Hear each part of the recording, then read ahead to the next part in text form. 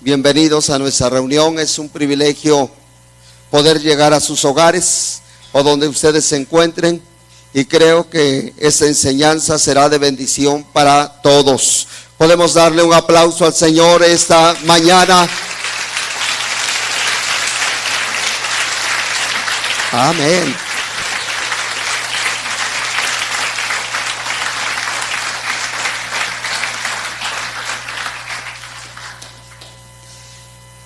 Voy a estar tratando personajes del Nuevo Testamento durante estas semanas que vienen, y la vida de cada uno de ellos nos permite poder aprender, identificarnos, y cuando logramos esa identificación con la personalidad de ellos, vamos a encontrar cuánto nos parecemos. ¿Cuánto nos parecemos? Hoy vamos a estar platicando acerca de uno de los discípulos, líder del grupo llamado Pedro. Lo conocemos más como el apóstol Pedro. En el libro de Lucas capítulo 22, en su versículo 31 y 32, estaré leyendo la versión internacional. Así que si tú puedes seguirnos en la pantalla, vas a ver cómo podemos relacionarnos mejor con la traducción. Dice: Simón, Simón, mira que Satanás os ha reclamado para zarandearos como a trigo. Pero yo he rogado por ti, para que tu fe no falte. Y tú, una vez que hayas regresado, fortalece a tus hermanos. Yo creo que podemos encontrar una diferencia muy marcada que tienen los evangelios cuando se dirigen a Pedro, el discípulo tormentoso, ¿verdad? Él fue un discípulo de tormentas. Yo no sé quién se puede identificar con él, de tener un carácter así explosivo, agresivo, franco, valiente, aunque la regara, ¿verdad? Así era Pedro. Así fue Pedro. Y yo creo que así somos muchos de nosotros. Entonces, la vida de Pedro nos permite poder entender un poquito acerca de por qué pasamos determinadas circunstancias en la vida. Y tenemos en primer lugar cómo es que Jesús se dirige a él. Porque antes de ser Pedro era Simón. ¿Cómo era? Simón. Su nombre de pila era Simón. Dice que un papá llegó a registrar a su hijo y le dijo: ¿cómo se va a llamar?, le preguntó el oficial del registro. Y le dijo: Calimán, póngale Calimán. Y entonces el oficial le dijo: señor, ya lo pensó bien, no es un nombre común para un niño, usted tiene que buscar otro nombre. Y le dice: ¿y qué nombre le tengo que poner? Pues un nombre de pila. Ah, dice, póngale Beriadi entonces, ¿verdad? Bueno, su nombre de pila de Pedro era Simón. ¿Y qué significa Simón? Simón significa una personalidad débil, una personalidad frágil, una personalidad que era de doble ánimo. Lo describe muy bien el apóstol Santiago: un hombre de doble ánimo, Un momento estaba arriba, al siguiente momento estaba por los suelos. En un momento le daba y atinaba lo que respondía, y en otro momento andaba en el otro extremo. Así era Pedro. Su nombre lo definía de una manera muy bien: Simón. Por eso es que Jesús le dice: Simón, Simón, mira que Satanás ha pedido, os ha reclamado para ser zarandeado como a trigo. Jesús le está hablando de su naturaleza de Simón, no de Pedro. Está hablándole al hombre anterior, a la naturaleza débil, a la naturaleza pecaminosa. Satanás te pidió y te va a zarandear. Yo sé que Pedro era un hombre siempre de esa manera: yo jamás te voy a fallar. Pero el asunto es que Jesús sabía que Simón le iba a fallar. Pero el Señor le da otro nombre. Le dio otro nombre a Simón. Y en Lucas capítulo 6 y versículo 14 encontramos el segundo nombre que Jesús le dio a Simón. Fíjese que él, en toda la lista de los apóstoles que aparecen en los cuatro ocasiones, aparecen en el Nuevo Testamento, Simón siempre lo encabeza. Nos habla de algo, que él fue el líder de todo ese grupo. Llegó a ser un líder tremendo. Y dice, Simón, comienza nuevamente el escritor y dice: Simón, a quien también llamó ¿qué? Pedro. Jesús no solamente le deja su nombre anterior, sino le da un nuevo nombre. Y de ahí sigue hablando y dice: y Andrés su hermano, Jacobo y Juan, Felipe y Bartolomé. Y sigue la demás lista de apóstoles allí: Mateo, Tomás, Jacobo, hijo de Alfeo, Simón, el que se llamaba el Celote, Judas, hijo de Jacobo, y Judas Iscariotes, que llegó a ser el traidor. Entonces encontramos cómo el Señor le da un segundo nombre.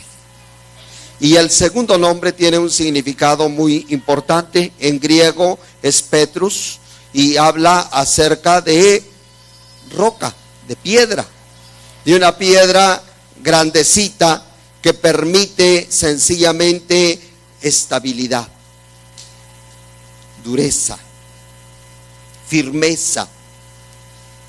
Gracias. No es una piedrita que puede ser llevada, pateada, sino es una roca que no se mueve.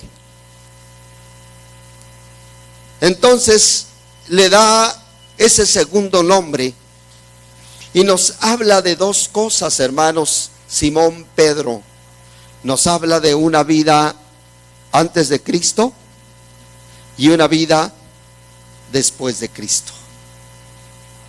De esa manera nos habla estos dos nombres que se le dieron a este apóstol, que es muy conocido. ¿En dónde nació Pedro? Nació en una población que se llamó Betsaida. Al sur del mar de Galilea estaba Betsaida. Pero él no vivió todo el tiempo en Betsaida. Él se trasladó cuando era más grande. La Biblia dice que fue hijo de Jonás. Su papá se llamó Jonás y también es traducido a Juan. Jonás o Juan, usted lo va a encontrar intercambiado y es el mismo. Entonces él se trasladó y vivió en Capernaum. Capernaum era una ciudad marítima también junto al mar de Galilea, y de acuerdo a la profesión del papá de Pedro, del papá de Andrés. Sencillamente ellos se dedicaron y heredaron el mismo trabajo. Lo convirtió en una empresa. La Biblia dice que no solamente eran ellos tenían trabajadores, tenían una embarcación, de tal forma que la empresa de ellos era buena, les permitía vivir y vivir bien. En ocasiones no pescaban nada, pero cuando pescaban, pues se reponían de todo lo que les faltaba. De esa manera vivía Simón. También usted va a encontrar en la Biblia otro nombre que se le da a Pedro, y se le llama Cefas. Cefas es en arameo el equivalente a Pedro, ¿sí? Se llama Cefas. Entonces es Simón Pedro o Cefas. El apóstol Pablo le llama en varias ocasiones Cefas. Es el equivalente en arameo. Y Pedro pertenece al primer grupo que llamó Jesús. Ya les leí hace un momento cómo es Simón, luego también Andrés su hermano, Jacobo y Juan, Felipe y Bartolomé. Pedro fue de los primeros que el Señor llamó. Y había una característica. La Biblia solamente nos habla de 4 de ellos que eran pescadores: Simón, Andrés, Juan y Jacobo. Ellos eran pescadores. La Biblia lo describe correctamente. No solamente eran pescadores, eran amigos, eran compañeros de trabajo. De los demás la Biblia no habla mucho. Habla de Mateo, que era cobrador de impuestos. ¿Qué era un cobrador de impuestos? Era un enemigo del pueblo judío, porque se aliaba con el imperio romano para cobrarle el impuesto a los judíos y entregarle el dinero a los romanos. Y entonces los judíos odiaban a los cobradores de impuestos. No vaya a ser con lo mismo con Hacienda usted, sí. Pero odiaban a los cobradores de impuestos. Esto con toda seguridad hizo de Mateo una personalidad un poco aislada. Cuando alguien está rodeado de mucha gente que le presiona, que tiene antipatía por él, ¿qué pasa? Se aísla, se vuelve callado, tiene un círculo muy limitado de personas. Otro de los discípulos de Jesús fue otro Simón, y se llamaba Simón el Celote, ¿sí? Y Simón el Celote pertenecía a un grupo político radical. Simón el Celote era revolucionario, era como de izquierda de los de ahora, pues, pero de los radicales, no de los que matan, de los que ponen bombas. Así era Simón el Celote. Él era un terrorista. Todos, el Señor llamó una serie de personalidades muy diferentes. De los demás la Biblia no menciona a qué se dedicaban. Seguramente cada uno de ellos tenía un oficio, pero la Biblia no lo menciona. Pero hablamos hoy de Pedro. Extraordinario este hombre, tenía una personalidad tremenda. La Biblia dice que era agresivo, que era valiente, que era francote el hombre, ¿no? Era una personalidad que cuando usted hablaba con él no titubeaba en decirle 2 frescas en su cara y punto. No, así era Pedro. También en forma de broma han dicho que Pedro es el primer apóstol torero. ¿Por qué? Porque él, cuando aprendieron a Jesús, ¿qué fue lo que hizo? Sacó la espada y le fue a la cabeza. No crean que le fue a la oreja, nomás tumbó oreja, ¿sí? Porque Malco cabeció. Si no cabecea Malco, le tumban la cabeza. ¿Cómo le hubiera hecho Jesús para pegar la cabeza? No tiene problemas él. Pero el asunto es que cabeceó el espadazo y le voló solamente la oreja. Así era Pedro. Yo no sé cuántos de ustedes han vivido en su vida tumbando orejas. Sí, en casa. Lanzan espadazos a como sea. Dice la Biblia sencillamente que cuando hablamos palabras violentas es como espadas. Herimos y no nos importa a dónde les cae. El asunto es que soltamos y a mí qué me importa lo que sienta, ¿verdad? Yo ya hablé y si quieres vuelvo a hablar. Es usar la espada. Así era Pedro. Yo no sé si alguno de ustedes se comienza a identificar con Pedro. Decir, así soy yo, no, yo soy de los espadazos. A mí nada de que ahí muere, no. Así era este discípulo tremendo. Fíjese, en Marcos 1:29 tenemos un versículo que nos habla de su naturaleza. Dice, inmediatamente después de haber salido de la sinagoga, fueron a casa de Simón. Cuando los evangelios hablan de Pedro, en su vida personal le hablan como Simón. Fueron a la casa de Simón y Andrés, con Jacobo y Juan. Era el primer equipo. Ese equipo siempre lo van a encontrar en la Biblia. Los 12 estaban divididos en 3 equipos de 4. El líder del primer equipo era Pedro. El líder del segundo equipo era Felipe. El líder del tercer equipo era Jacobo. De esa manera usted lo encuentra en las listas de la Biblia. Y aquí se fue ¿quién? Simón, Andrés, que era su hermano, Jacobo y Juan. Y la suegra de Simón yacía enferma con fiebre y enseguida le hablaron de ella. Jesús se le acercó y tomándola de la mano la levantó y la fiebre la dejó y ella le servía. Segunda característica que encontramos, él era un hombre casado. Tenía suegra. ¿Sí?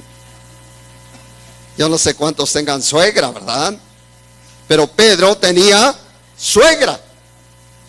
Y lo que veo es que Pedro amaba a su suegra. Porque cuando la vio enferma, lo primero que pensó, el maestro puede solucionar el problema. Y lo trajo, y por eso dice la Biblia, inmediatamente. A ver, repite conmigo, inmediatamente. Qué importante es que atendamos a la suegra inmediatamente. No hay un solo amén, ¿verdad? Se la perdieron las suegras. Pero él atendía a su suegra. La Biblia no menciona si tenía hijos. Es muy probable que haya tenido hijos. Muchos hijos, pocos hijos, pero él fue un hombre casado. Por su forma que tenía de personalidad, era un hombre agresivo, cortaba orejas y también hablaba demasiado. Sí, hablaba mucho. Fíjese lo que nos dice Mateo 26.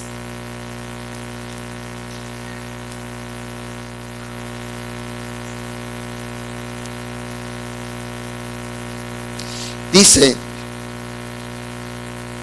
Mateo capítulo 26, versículo 31 al 35.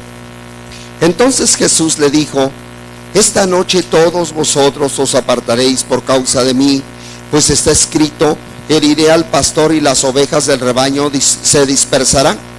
Pero después que yo haya resucitado, iré delante de vosotros a Galilea. Entonces Pedro respondiendo le dijo: aunque todos se aparten por causa de ti, yo nunca me apartaré. Jesús le dijo, en verdad te digo que esta misma noche, antes que el gallo cante, me negarás 3 veces. Pedro le dijo, aunque tenga que morir contigo, jamás te negaré. Todos los discípulos dijeron también lo mismo. Era muy hablador, ¿sí? Y los que hablan demasiado a veces hablan cosas que nunca cumplen, o que las cumplen a la mitad. Y Pedro era de ellos, hermanos. Y encontramos dentro de la historia, porque está sencillamente escrito que le falló, que en el momento de enfrentar el peligro ante el arresto de Jesús, él lo negó las 3 veces. Y no solamente lo negó, sino dice la tercera, comenzó a maldecir. Cuando le dijeron, tú eres de ellos, tú eres Galileo, tú conoces a Jesús, tu hablar te denuncia, tu conducta te muestra que tú eres de ellos, decía, maldita sea, ya les dije que no. Así era Pedro. Él hablaba cosas sin pensar. Los evangelios registran algo, y aquí está la otra parte, que cuando él terminó de negar la tercera ocasión, cantó el gallo, y entonces dice que Jesús se volteó y lo vio, y cuando sintió la mirada de Jesús, se sintió tan mal, con tanto dolor, con tanta amargura, que salió a llorar por haberle fallado a su maestro. Y a mí me da esta impresión que solo Pedro y solo Juan fueron los discípulos que estuvieron más cerca de Jesús en su arresto. Para que Pedro pudiera haberlo visto, es que estaba muy cerca, él estaba allí a ver qué iba a pasar con su maestro. Y esto habla de la otra parte, que en medio de la presión, en medio de los temores, era un discípulo valiente. Tenía valor, que a la hora se achicó, es verdad. Habla de su naturaleza anterior, Simón. Habla de la naturaleza anterior. Pero qué maravilloso es el Señor, que Él buscó su restauración. Él sabía cómo era Pedro. Él sabía cómo era Pedro. Fíjese que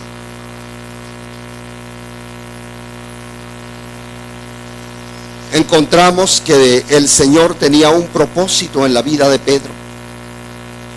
Y el propósito que tenía era hacerlo a él un gran líder. Era el propósito de Jesús con Pedro. Dice en el libro de San Lucas, él no ignoraba, hermanos, cómo era él, como no ignora cómo eres tú y cómo soy yo. Él no ignora nuestras fortalezas ni nuestras debilidades. Él nos conoce exactamente como somos, porque Él nos crió, Él nos formó. Y dice en Lucas capítulo 5, a partir del versículo 12, y aconteció que estando Jesús en una de las ciudades,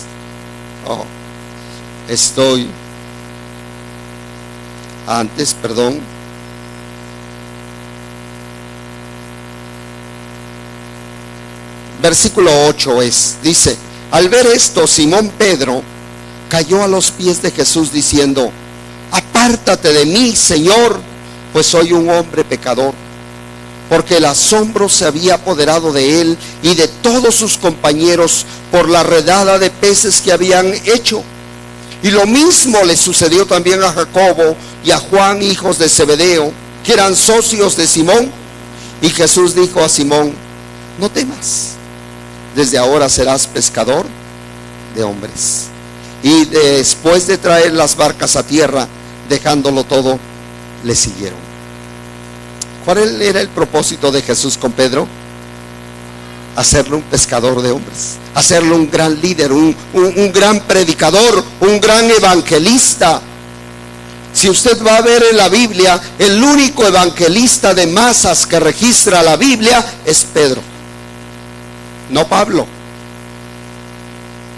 Pablo es el gran evangelista que conquistó naciones, pero Pedro es el evangelista de masas, el que reúne 5 o 10 mil y los captura en una predicación.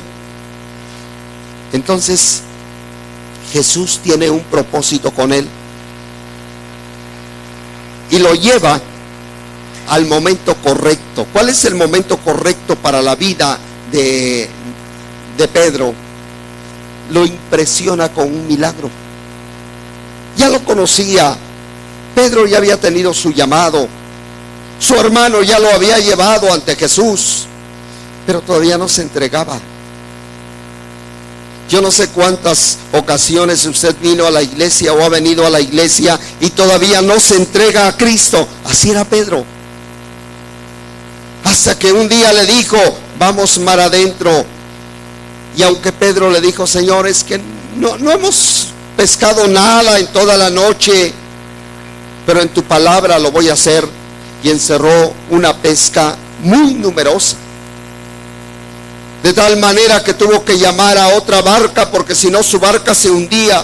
Y cuando vio ese milagro, pescando durante el día cuando no se debe pescar, y en el lugar donde él había trabajado toda la noche y no había encontrado en lo absoluto nada, entonces él reconoció que la persona que estaba delante de él en verdad era Jesús, el Mesías de los judíos, y se postró.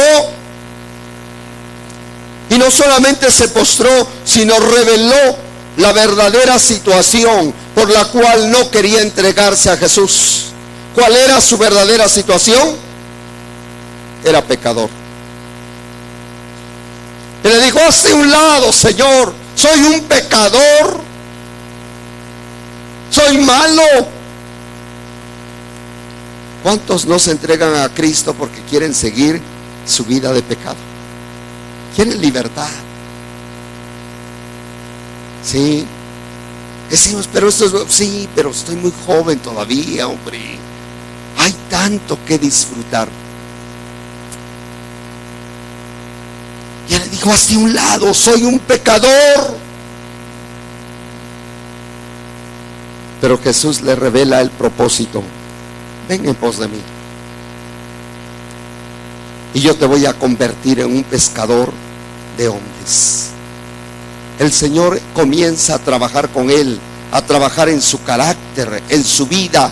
No se puede llegar a la estatura como lo conocemos como el apóstol Pedro, el discípulo de Jesús, si no vemos el proceso por el cual él tuvo que pasar para llegar a ser como hoy lo conocemos. Dios lo somete, por eso es que le da los dos nombres. Cuando actúa incorrectamente, ¿cómo le dice? Simón. Cuando actúa correctamente, ¿cómo le dice? Pedro. Es el discípulo que el Señor trató con mano dura, hermanos. A veces lo agarraba y lo exaltaba y le dijo: bienaventurado eres, Simón Pedro, porque no te lo reveló carne ni sangre, sino mi Padre que está en los cielos. Y Pedro dijo: pues claro, el Padre me habla a mí, ¿no? Y a los 2 versículos le está diciendo: apártate de mí, Satanás, porque no entiendes las cosas de Dios, que son de Dios, sino la de los hombres. El Señor trató duro con Pedro, duro con Simón. Yo no sé cómo te está tratando a ti, pero yo quiero decirte que la forma, los momentos duros, difíciles que estás pasando, siempre piensa: ¿qué voy a aprender? Algo tengo que aprender. Recuerda que cuando nos disponemos a aprender en la vida, el conocimiento es poder. El conocimiento te da poder, te capacita para poder ser mejor padre, mejor madre, mejor trabajador, mejor trabajadora, mejor hijo, mejor hija, mejor amigo, mejor amiga. Eres mejor. El conocimiento da poder. Y Pedro aprendió esta lección. ¿Por qué le llamó de una manera tan tremenda Satanás a Pedro? Bueno, le dijo: tú no entiendes las cosas de Dios. El consejo que le daba Pedro era un consejo lógico. Jesús les estaba diciendo: mi tiempo se acerca y tengo que ir a Jerusalén, donde me van a prender y voy a morir. Entonces Pedro dice que lo agarró y se lo llevó aparte y le dijo: maestro, ¿no crees que lo más correcto sería que no vayas? No vayas, hombre. Si te va a pasar que te agarren y te maten, ¿para qué vas? Era lógico. Usted hubiera dado el mismo consejo. Por eso es que Jesús le dijo: tú solamente piensas en las cosas de los hombres, tú solamente me estás viendo a mí, estás viendo mi bienestar, que no me pase nada. Pero no puedes entender la visión de Dios, la perspectiva de Dios. Dios no está pensando solamente en mí, Dios está pensando en toda la humanidad. Y para eso vine, para morir. Y tú me estás estorbando que no vaya a morir. Y el propósito de Dios es que yo muera para que todos sean salvos. Así era Pedro. ¿Se ha dado cuenta que a veces es usted de lengua fácil y habla y después dice: no, hombre, no es así? Pues, bueno, ya lo dije, ¿qué vamos a hacer? ¿Verdad? Así era Pedro. Eran las características de este discípulo.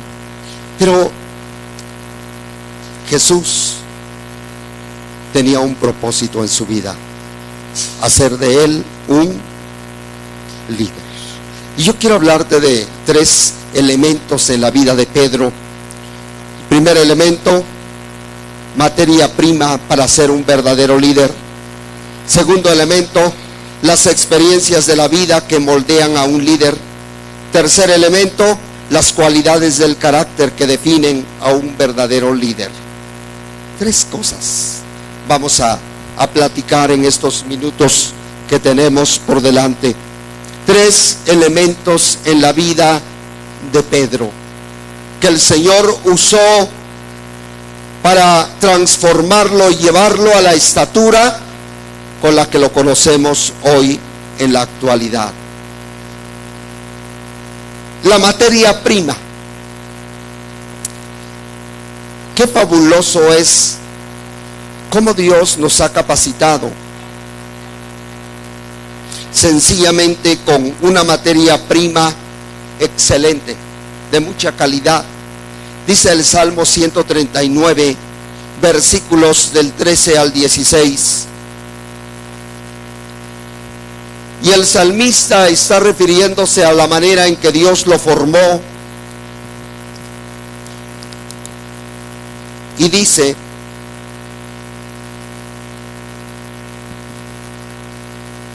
porque tú formaste mis entrañas, me hiciste en el seno de mi madre. Te alabaré, porque asombrosa y maravillosamente he sido hecho. Maravillosas son tus obras, y mi alma lo sabe muy bien. No estaba oculto de ti mi cuerpo, cuando en secreto fui formado y entretejido en las profundidades de la tierra. Tus ojos vieron mi embrión, y en tu libro se escribieron todos los días que me fueron dados, cuando no existía ni uno solo de ellos. Dios ha creado y creó a Pedro con una capacidad extraordinaria en su vida. Como usted y como yo, hemos sido criados con capacidades, con talentos, con dones. Él Él planeó tu vida, querido hermano y hermana. Planeó nuestra vida. Tú no eres una casualidad. Todo lo que tienes, Dios lo puso dentro de ti.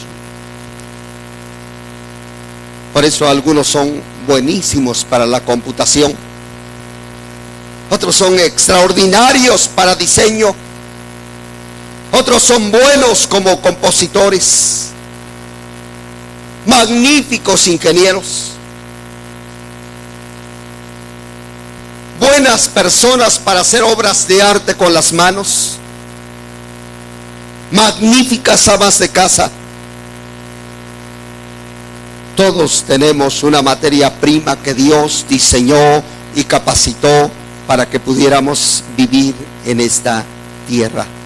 Pedro tenía todas las características. La pregunta que siempre se hace es: ¿los líderes nacen o se hacen? Y a través de la vida de Pedro encontramos que la materia prima ya está. Nada más que necesita ser ¿qué? Formada. Él tenía las cualidades de un líder, pero necesitaba ser formado. ¿Por qué? Número uno, cuando la materia prima existe, una de las características que debe tener es la curiosidad. Una persona debe ser curiosa. ¿A qué nos lleva la curiosidad? A preguntar. La persona curiosa siempre pregunta. ¿Por qué pregunta? Porque quiere saber. ¿Se ha dado cuenta que todos los seres humanos pasamos la etapa del preguntón? Que abarca de los 2 años a los 4 años. Pero algunas personas, aún grandes, jóvenes, adultos, preguntan mucho. Porque entre más pregunten, saben más. Y encontramos a Pedro que siempre anduvo preguntando: Señor, ¿y cuántas veces debo perdonar? Señor, ¿y qué quisiste decir con la parábola del sembrador? Señor, eso no entendimos. ¿Qué quiere decir? Él fue un hombre curioso. Y sabes, el Señor siempre respondió a sus preguntas. La persona que se conforma con su ignorancia está condenada a no avanzar mucho. ¿Cuántas personas prefieren no preguntar? Dice, y va a pasar, ¿y cuándo va a ser? Pues quién sabe, ya no pregunté. ¿Y por qué no preguntaste?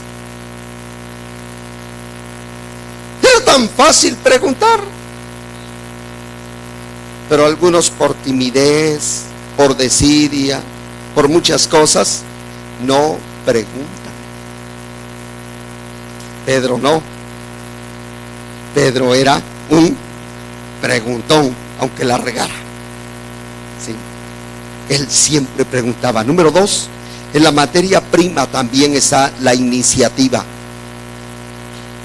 Él era una persona que siempre contestaba primero. Por eso lo consideramos el líder del grupo. Él siempre hablaba. El Señor preguntó: ¿y ustedes quién dicen que soy yo? Toda la gente dice que soy un profeta, que soy Juan resucitado, que soy Jeremías, que soy Juan el Bautista. ¿Ustedes quién? Y él se levanta inmediatamente: tú eres el Cristo, el Hijo del Dios viviente. Uno de vosotros me va a entregar. Nadie te va a entregar. Si es posible, aquí nos morimos todos. Él siempre tomaba la iniciativa. Así era él. Es tan hermoso cuando tenemos grupos donde se participan y decimos: hermanos, ¿qué opinan? ¿Construimos o no construimos? Nadie habla, ¿no? Y uno se quiere que la tierra se lo trague porque ya no hay nada que hacer. Pero qué importante es cuando dice: ¿me permite? y comienza a dar ideas, y el otro levanta la mano y comienza a dar ideas, y todos opinan y sacamos una gran idea de todas las que se vierten. Sí, tomar la iniciativa. Es muy importante en la vida tomar iniciativa. Y dirás, pero es que yo soy así. No, Dios puso iniciativa en ti, hermano. El asunto es que no está tratada, no está formada. Yo les he dicho algo. Hay muchas parejas que tienen una mala comunicación y ya se conformaron a vivir toda la vida con una mala comunicación. Es decir, ¿y no platican? No, cada vez que platicamos peleamos, mejor no platicamos.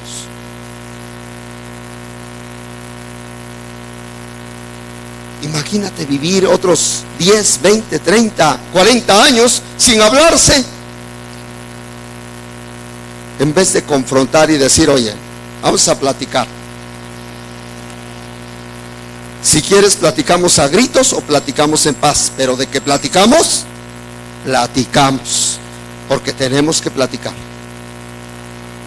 No, tomar la iniciativa, porque no podemos vivir, condenarnos a vivir así.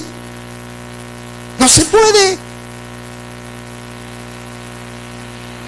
¿Te gustaría vivir una vida así?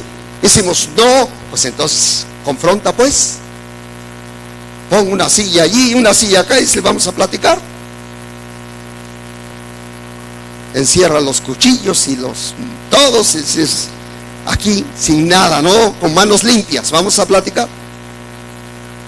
Pero tenemos que hacerlo. La iniciativa, toma la iniciativa.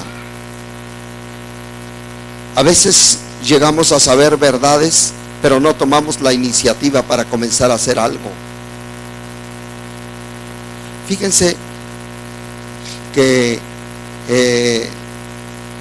un artículo habla acerca de que todos los muchachos que han matado en las escuelas americanas, que han tomado las armas y han matado a sus compañeros, hubo un problema en ellos. Todos, el común denominador de ellos es que todos ellos tomaban antidepresivos. Todos tomaban antidepresivos. Porque ahora la moderna pedagogía es de que al niño no se le pegue, no se le corrija, no se le discipline. Y en Estados Unidos hay una ley, si hay un padre que le da sus nalgadas a su hijo, va a ir a la cárcel si el hijo lo denuncia. Entonces no hay que hacer nada que crezca así para no afectar su conducta, sus sentimientos. Y cuando ese niño o niña comienza a manifestar rebelión, rebeldía, agresividad, ¿qué hace el papá o la mamá? Al psicólogo. ¿Y el psicólogo qué hace? Le da sus pastillas para que se tranquilice. Pero un día hace crisis y esa rebelión está en el corazón. Dice la Biblia, la rebelión está ligada al corazón del muchacho y la vara lo apartará de él. Cuando hace explosión esa rebelión en su corazón, pues agarra y mata y se mata. Porque es un mal que está dentro de él. Porque no se ha confrontado esa situación. La educación en el hogar, los principios en el hogar, la iniciativa de decir, hermano, ¿qué clase de hogar vas a formar? ¿Qué clase de hijos quieres? ¿Cómo van a ser educados? ¿Cómo se va a formar tus hijos? Toma la iniciativa. Mamá, papá, tomen la iniciativa y decirles cómo le vamos a hacer. Si hay una crisis ya en uno de sus niños, digan, ¿qué vamos a hacer? Yo le preguntaría a las personas de mi generación o una generación anterior a la mía, ¿acaso nuestros padres no nos corrigieron? ¿Acaso estamos traumados porque nos corrigieron? No es cierto. Claro que en el momento no nos gustaba que nos corrigieran, Pero ya cuando fuimos adultos y entendimos, decimos: gracias a mi padre me enseñó a trabajar. Gracias a mi padre soy una persona que sabe respetar a los demás. Gracias a mi padre logré esto. La disciplina no trae traumas, la disciplina trae formación. Y eso es lo que el Señor Jesucristo hizo con Pedro. Lo formó, lo reprendió, hizo que aprendiera de sus errores. Avanzó en su vida Pedro. Fue un hombre con iniciativa, fue un hombre con compromiso. En la vida tenemos que aprender a ser gente de compromiso.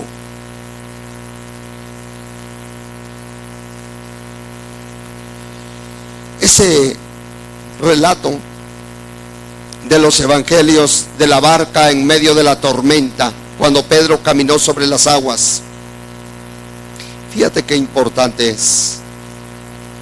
Los 12 discípulos están en la barca.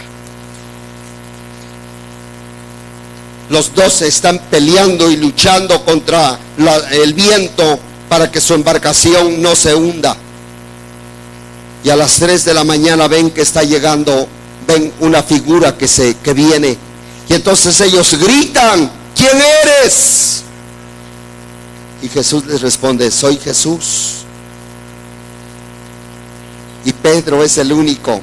Por eso él es el que se lanza en primer lugar. ¿Quién eres, Jesús? Bueno, si tú eres, manda que yo vaya. Y se ven y se lanza. ¿Qué creen que hicieron los otros 11? ¿Por qué no se lanzaron los 12? Porque los otros 11 estaban agarrados de algo para que el viento no los lanzara al mar. Ellos estaban agarrados ahí. Que Jesús venga hasta acá. Pero Pedro dice: yo voy. Si tú eres, manda que yo vaya. Él siempre estaba comprometido con su maestro. Yo quiero estar contigo. No importan las tormentas. Yo siempre les he dicho en una clase, en una predicación que les decía: Dios me enseñó algo aquí predicando. Se puede vivir en medio de las tormentas. Se puede caminar en medio de las tormentas. La tormenta no es para que te quedes anclado y digas: aquí me voy a quedar hasta que pase. No, tú puedes avanzar en medio de la tormenta.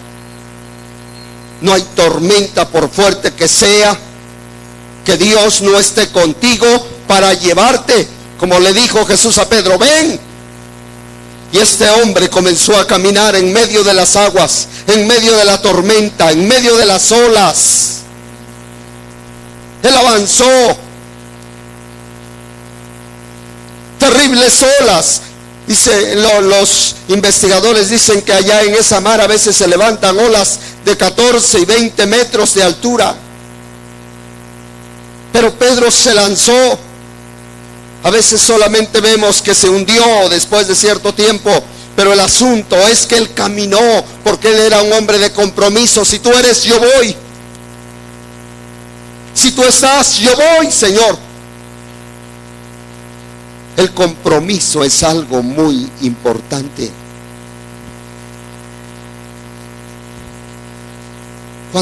¿Cuántas personas de compromiso estamos en esta tarde acá en este lugar? Compromiso. ¿En qué se basa el matrimonio?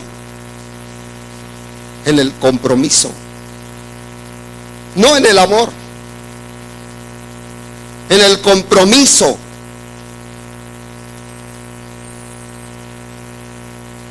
Cuando alguien te quiere decir bye bye, ahí nos vemos, decir ¿qué pasó? ¿Y tu palabra? ¿Qué no diste tu palabra? ¿No dijiste prometo amarte hasta que la muerte nos separe? ¿Qué pasó? O tienes palabra o no tienes palabra.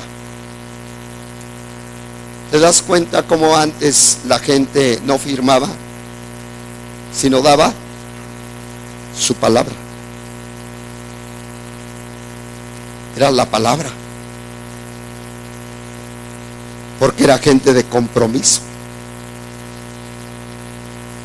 Compromiso con tu esposa, compromiso con tus hijos, compromiso en tu trabajo, compromiso con tus amigos, con tus amigas, compromiso.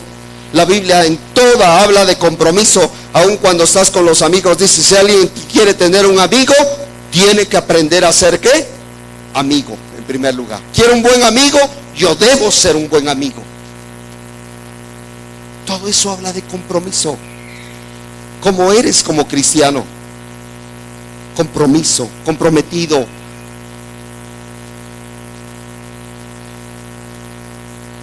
Tengo la oportunidad de decirles: es tiempo de ponernos la camiseta, hermanos, de Roca. Usted es miembro de Roca de Fe, póngase la camiseta. Con orgullo diga: yo soy de Roca. Cómprese una playera de Roca. ¿Dónde está Leonardo? Manda a hacer playeras de Roca, que se vendan, que se las pongan, que anden en la calle, que digan: ¿usted es cristiano? Sí, soy cristiano. ¿Y dónde va? A Roca. Sáquese una pluma, Manuel. Pon acá Roca de Fe, que saquen sus plumas de Roca.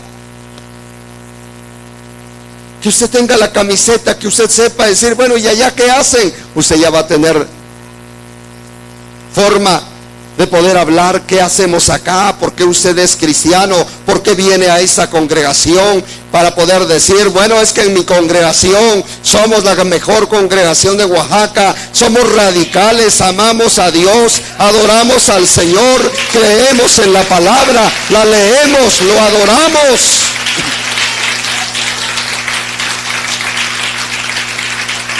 Compromiso. Compromiso, es tiempo de compromiso. Segundo elemento, las experiencias de la vida que moldean a un líder. Experiencias. La Biblia, hay un texto que dice: no desprecies el día de las pequeñeces. Las experiencias, hermanos, es un maestro. Las experiencias nos enseñan.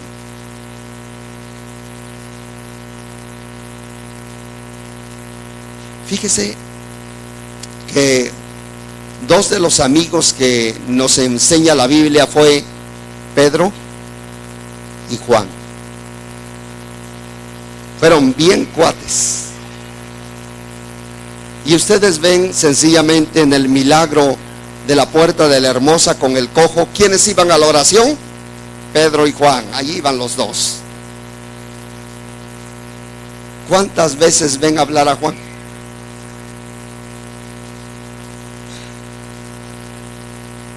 Juan no habla. El que habla es ¿quién? Pedro. Pero ahí está Juan.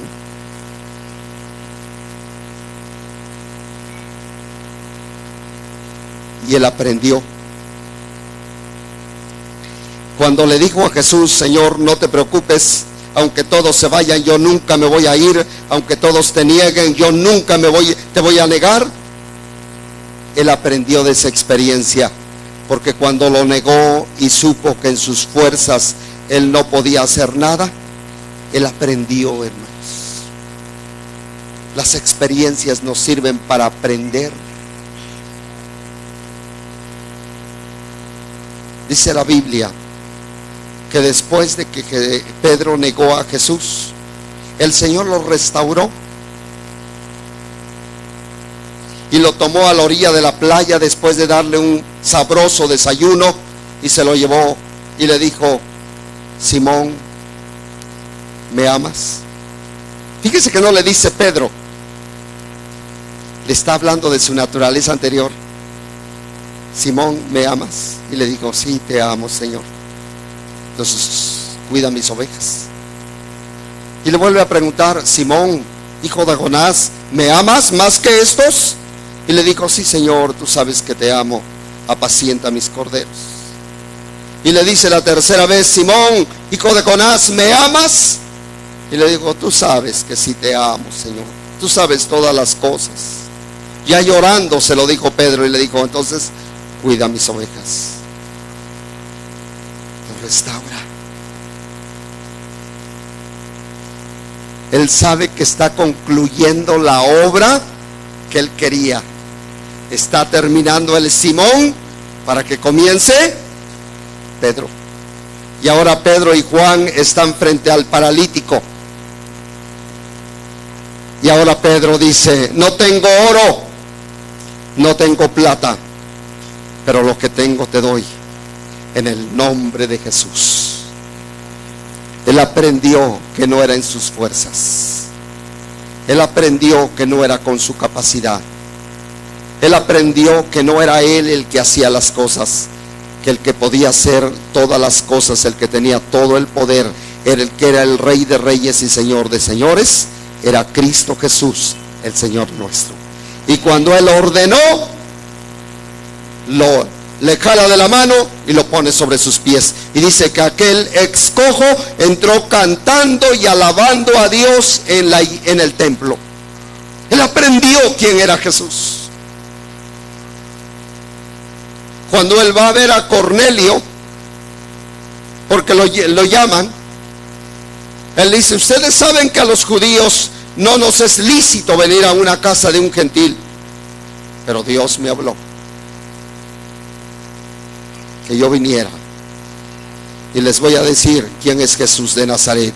Y se suelta a predicar y el Espíritu Santo cae.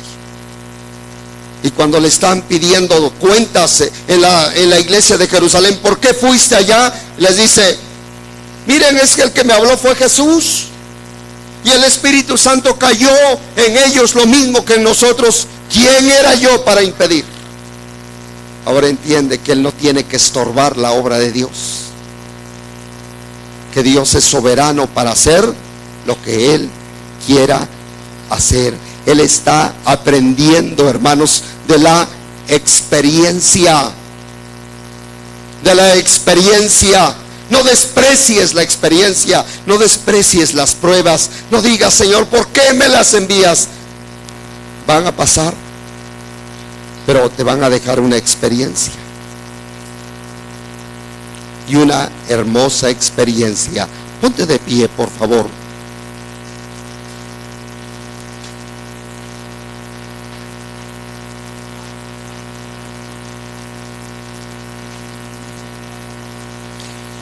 Quiero terminar con una lectura que se encuentra en Primera de Pedro,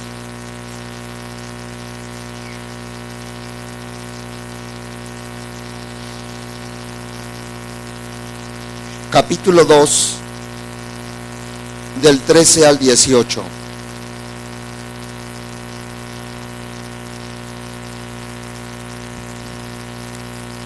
Fíjese que otras cualidades del carácter que definen a un verdadero líder es precisamente el ser obediente a sus autoridades. Él aprendió su misión.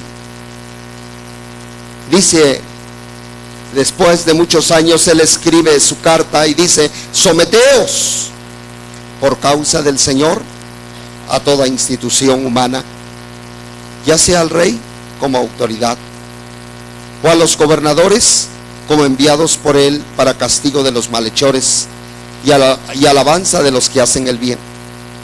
Porque esta es la voluntad de Dios, que haciendo bien hagáis enmudecer la ignorancia de los hombres insensatos. Andad como libres, pero no uséis la libertad como pretexto para la maldad, sino empleadla como siervos de Dios. Honrad a todos, amad a los hermanos, temed a Dios, honrad al rey. Sumisión.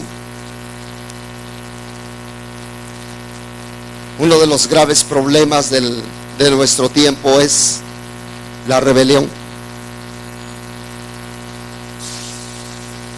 No quiero entrar en detalles en cuanto a temas, pero es un tema que es una situación que estamos viviendo, la rebelión. Hay una generación que se ha levantado que no quiere respetar a nadie. No respeta autoridad. no respeta gobierno, no respeta sociedad, no respeta a nadie. Es tu casa, es tu puerta, y si se te paran allí se ponen y a ver cómo sales. No respetan a nadie. Y es grave. Desde el punto en que lo veas, querido varón, querida dama, joven o adulto, es grave. ¿En dónde comenzó este problema?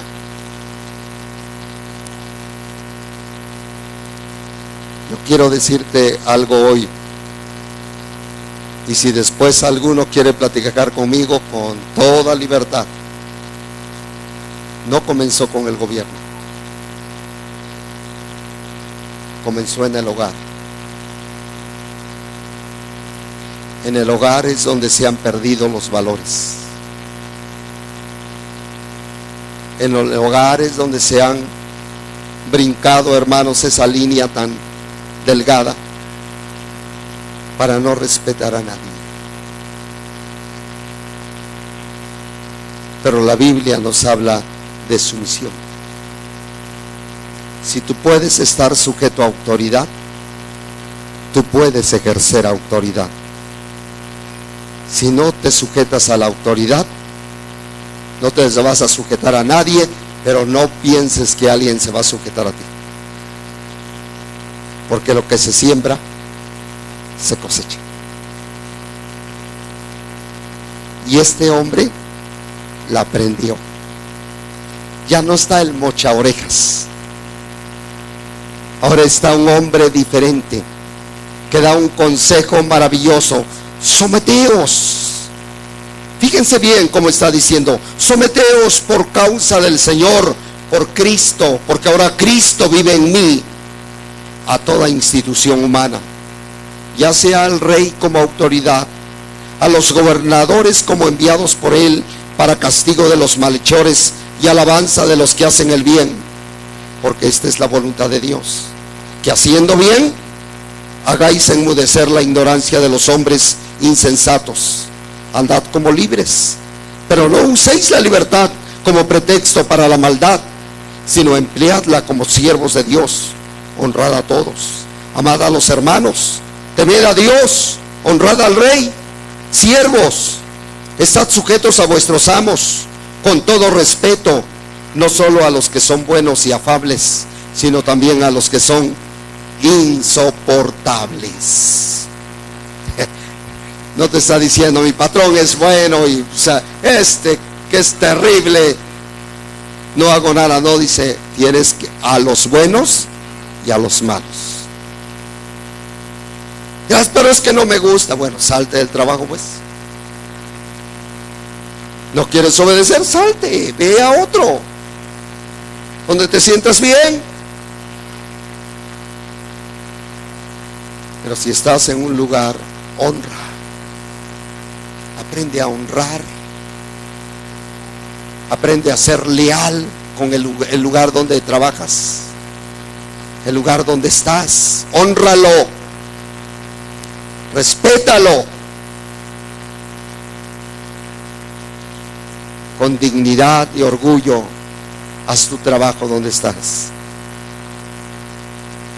porque esto te permite desarrollar sumisión.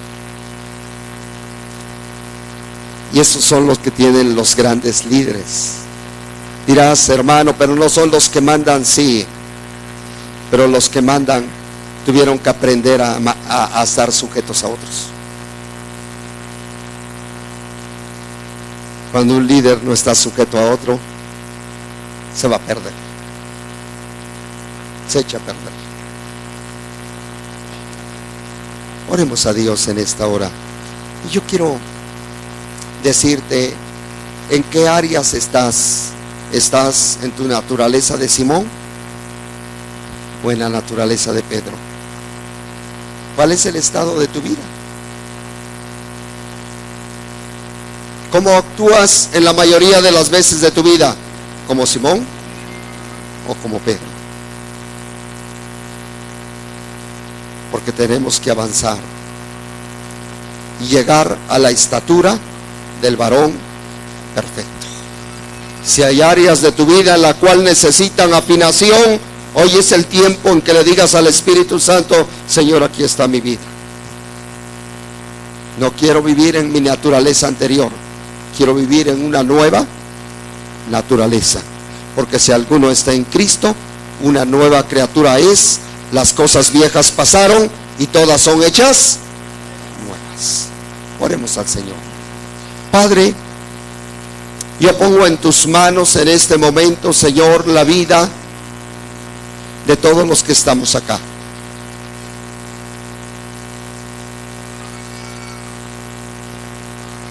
Te necesitamos, Señor. No podemos vivir solos. Nuestras capacidades son muchas, pero solo tú las puedes formar correctamente. Tú nos diste todo el talento, pero a veces el talento no está orientado correctamente, Señor. Pero a través de tu palabra tú lo haces.